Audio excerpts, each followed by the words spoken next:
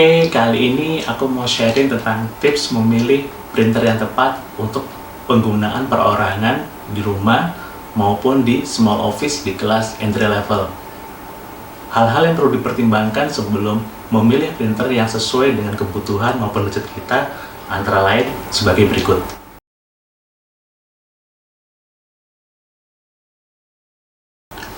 Yang pertama adalah tentukan apa yang kamu butuhkan dan tujuannya. Jadi hal yang pertama harus ditentukan ketika memilih printer adalah tujuan dan kebutuhan teman-teman untuk menggunakannya. Apakah khusus untuk mencetak saja? Apakah perlu ada scanner? Apakah perlu ada fitur copy? Kemudian apakah dokumen atau file yang akan dicetak itu berwarna atau hitam putih atau monokrom? Oleh karena itu pastikan dulu kebutuhannya seperti apa, setelah itu kita akan menentukan printer yang akan dibeli dan menyesuaikan dengan budgetnya.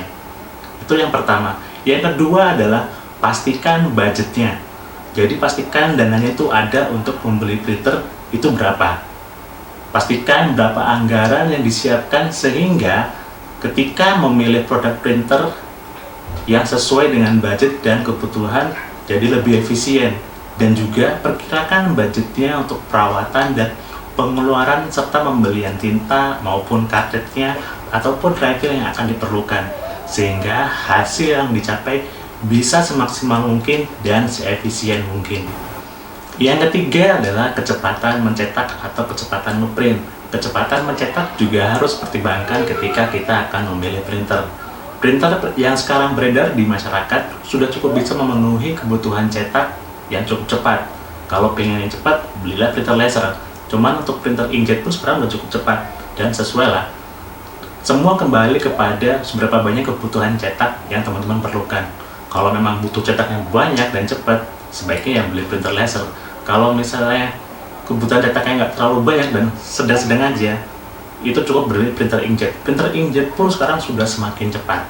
Tinggal budgetnya ada atau enggak untuk ya beli yang versi cepat tersebut. Nah, untuk mengetahui kecepatan printer yang akan dibeli, bisa cek di websitenya ataupun tanya ke toko printer terdekat maupun di toko online yang akan menjadi tempat kita membeli printer yang akan dibeli. Yang keempat adalah resolusi cetak. Nah, resolusi ini sangat penting jika teman-teman membutuhkan printer dengan kualitas cetak yang prima. Resolusi printer inkjet yang cukup murah dan yang paling murah pun sekarang sudah bisa memamerkan resolusi optikal yang cukup bagus dan cocok untuk kebutuhan cetak dokumen warna maupun foto. Jika Anda akan menggunakan printer inkjet untuk kebutuhan cetak foto yang cukup banyak, sering dan hasilnya tajam di rumah ataupun di kantor untuk perorangan, sebaiknya mempertimbangkan penggunaan printer inkjet dengan 6 warna. Yang kelima, periksa garansi produk dan kontak service centernya. Setelah kita pilih printer yang akan kita beli, nah pilih printer yang memiliki garansi produk yang lebih baik. Kita bisa melihatnya dengan membandingkan produk tersebut dari berbagai brand printer yang beredar di Indonesia. Jangan lupa juga untuk mengecek kontak servis resminya jika di daerah kita tidak ada. Cari yang terdekat supaya nanti jika ada masalah akan lebih mudah untuk klaim garansi maupun penggantian spare part, sehingga dapat menghemat budget perawatan printer menjadi lebih hemat yang jelas dan kita jadi lebih tenang dan dapat bekerja dengan maksimal. Yang keenam, pilih tinta ataupun cartridge toner yang mudah didapatkan di toko terdekat maupun secara online supaya nanti kita lebih mudah membelinya dan mendapatkan feedbacknya, apalagi jika kita lagi butuh cepat. Nah, untuk harga biasanya bervariasi, ada yang memang cukup mahal maupun memang ada cukup terjangkau. Kembali kepada pilihan printer yang kita pilih. Nah, untuk yang lebih murah bisa beli yang tinta non-original. Hanya saja kualitasnya tidak akan sebagus yang original. Meskipun mereka mengatakan setara original, tapi jika dicek secara detail, hasilnya tetap lebih bagus yang original. Hanya saja jika teman-teman cuma butuh dokumen maupun gambar, untuk pengguna awam biasanya tidak akan terlalu kelihatan.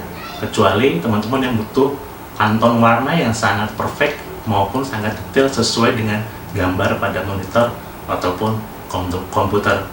Jadi pilih yang original menjadi pilihan terbaik sih untuk saat ini, karena memang semakin mudah didapat, harganya semakin terjangkau dan tidak terlalu jauh dengan yang non original. Tapi untuk beberapa seri memang yang non original jauh lebih murah dan jauh lebih mudah didapatkan. Jadi kembali kepada printer yang sudah kita pilih. Yang ketujuh, cek reviewnya maupun user experience-nya dari orang-orang sekitar maupun secara online. Nah, dengan kita mempertimbangkan pengalaman orang lain menggunakan seri printer tersebut, bisa jadi masukan buat kita untuk membeli printer tersebut ataupun tidak jadi membeli printer seri tersebut dan cari yang lain.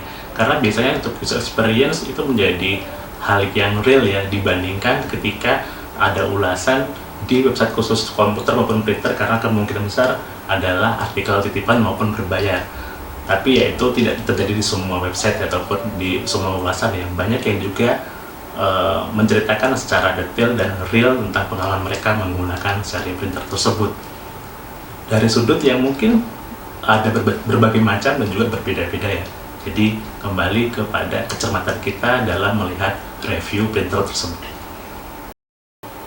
Tips ini aku simpulkan berdasarkan pengalamanku menggunakan printer sejak tahun 2004-2005, baik itu printer inkjet maupun printer laser di rumah maupun di kantor.